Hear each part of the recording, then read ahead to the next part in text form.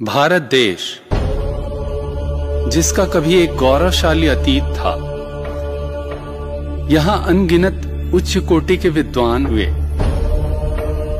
जिन्होंने इस देश को विश्व गुरु पद पर प्रतिष्ठित किया। भारत के विश्व गुरु बनने का आधार था वेद और वेदानुकूल ऋषि प्रणीत ग्रंथ तथा उन ग्रंथों में वर्णित विद्या का यहाँ के निवासियों द्वारा अपने सामान्य जीवन में प्रयोग। इस कथन में कोई संदेह नहीं है, ऋषि प्रणीत ग्रंथों को निर्मल बुद्धि द्वारा अध्ययन करने पर यह सुस्पष्ट हो जाता है कि वे पक्षपात रहित तथा ज्ञान प्राप्ति का सर्वोत्तम स्रोत हैं। वर्तमान समय में पश्चिमी संस्कृति का प्रभाव भारतवर्ष में बढ़ने लगा है और ऐसी परिस्थिति में सामान्य जन तक ज्ञान की यह ज्योति पहुंच पाना दुष्कर हो चला है।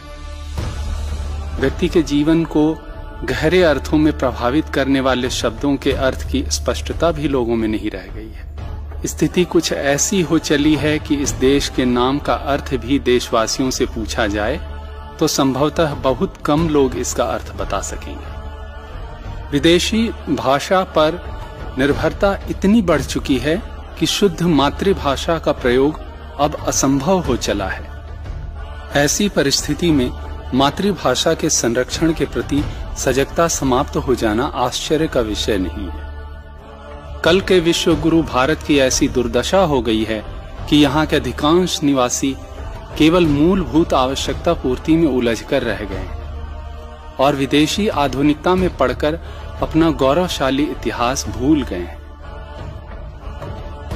गुरुकुलों से विभिन्न शास्त्रों का अध्ययन करके भारत के अनेकों महानगरों में प्रवास के दौरान नगरीय जीवन में संस्कृति और संस्कारों तथा शास्त्रों के प्रति उपेक्षा को देखते हुए एक विद्यार्थी का मन अतीव पीड़ा से भर गया।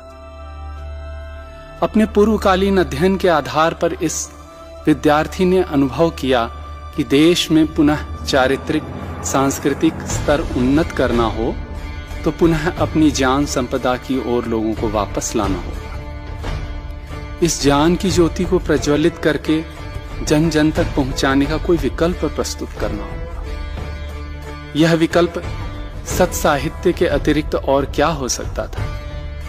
अपौरुषेय वेद और ऋषियों के ग्रंथ तथा इन्हीं के अनुकूल कई विद्वान लेखकों के साहित्य